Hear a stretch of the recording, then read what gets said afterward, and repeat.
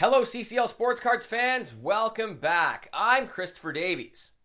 Has anyone noticed that the price of wax, at least as it refers to Bowman, as this is what I mainly buy, collect, and talk about on this channel, has skyrocketed the past 3 months? Maybe a little bit less than that. But it doesn't matter if we're talking about wax cases or boxes, prices seem to be up huge across the board. Part of me is disappointed by this. But ultimately, if prices are rising, that means demand is way up. It means that people are ripping product at a really fast pace. This is just basic economics. When supply falls and demand rises, prices go up, and in this case, way up. Now, to be abundantly clear, this staggering rise is not something that just kind of occurred because Major League Baseball has a new contract that will run for 5 years, as was announced just this past Thursday. This is something that has been happening steadily since about October, give or take. If you watched Check Out the Wax I Just Invested $20,000 in, which first aired just 6 weeks ago, you can really get a feel for the rise in prices when you compare the prices I paid with the current prices at Blowout Cards or David Adams' Card World. But before we get to that, I want to back up to last summer when PSA and BGS were locked down due to their tremendous backlogs, which appear to be nearly cleared out as they continue to open up less expensive grading options as capacity continues to come back online. Now, I touched on looming price increases for wax in general in the episode I just spent $30,000 on 2020 Bowman Draft. But I will elaborate a little bit further. You all know who my favorite breaker is if you watch this channel routinely. So, last summer, I literally broke 2020 Bowman Draft 5 to 6 days a week, sometimes twice a day for this very reason. I knew full well that when PSA and BGS reopened, the prices were going to skyrocket for wax. Now, in retrospect or hindsight, it may have been wiser to spend or allocate those funds to buying cases and storing them for the inevitable rise in wax prices. But man, was breaking that much and that often ever fun?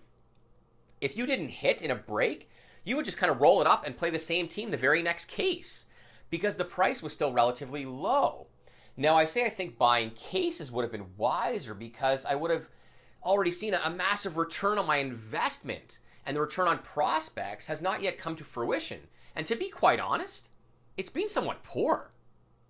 Now, before some folks start up at me because the hottest prospects have seen remarkable price increases in the likes of Bobby Witt Jr. or J-Dom, Volpe, J-Walk, and J-Rod, those fellas. They're the exceptions to this. And there are exceptions to many things in life. But on the whole, the cost of prospects has just come down. Now, the MLB lockout may have made things worse, for the price of prospects, but generally the price trend has been down for prospects cards, that event aside, which is why I've been continually buying because prices just seem to get more and more attractive. But back to my point. Wax has risen a lot. Now, it was moderate back in the late summer when PSA began to accept cards in late summer and early fall for $150 a card. And breakers, increased the cost per team by $20 or so to offset the rise in the price of wax. But the real rise has really only occurred since about Christmas time. And what does that event coincide with? PSA taking cards at $100 each and having events where you can possibly sub cards for as low as $50 if you were lucky enough to get an allotment. And now the gloves are really off as BGS is taking cards at $50. And PSA Canada is even taking larger allotments of cards for $70 a card. And it seems as though weekly there is a rise in the price of wax. You can see the effect in break rooms. Pristine, as an example, does far more mixers these days because breaking full cases of 21 Bowman Chrome or even 2020 Draft really doesn't work as the cost per team is just sky high.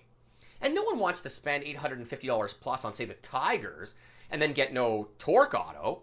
That's a rough one to take. Or as another example, and more recent, in 2020 Bowman Draft, the Red Sox will run you about $700. And while getting a few Mayer base and refractors is nice, you kind of need an auto And that won't even recover the cost of the Red Sox, even if you hit. And the math just doesn't make sense. The trend for wax seems to be headed higher still. 2022 Bowman, which will release in early April, will run you about $5,000 if you can get somebody to sell. And this is in pre-sale. 4 weeks ago, it was $4,200 in late January, which I felt was high, but I pre-ordered a case anyhow. To drive home just how big the price increases on wax have been, I'll say it this way. When my earlier cited episode aired, there's the link you can click on. 2020 Bowman Draft Jumbo was $5,100, and now, as of March 11th, 2022, $7,200 on blowout cards. 2020 Bowman, which was $6,500 just 6 weeks ago, is now $10K per case. You get the idea.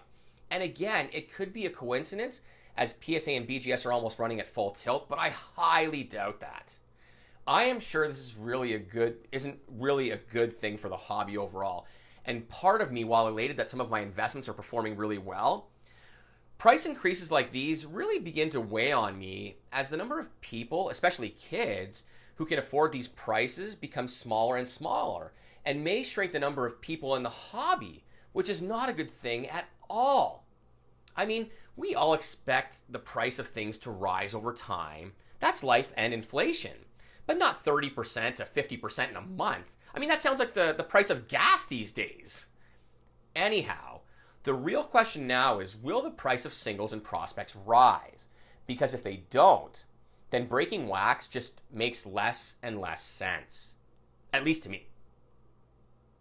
Thank you for watching, folks, and be sure to give this episode a like and share if you enjoyed it, or if you feel someone in your collecting universe will benefit from it. And keep in mind that anything I say on this channel is strictly my opinion and should be taken as such. You all have an amazing week.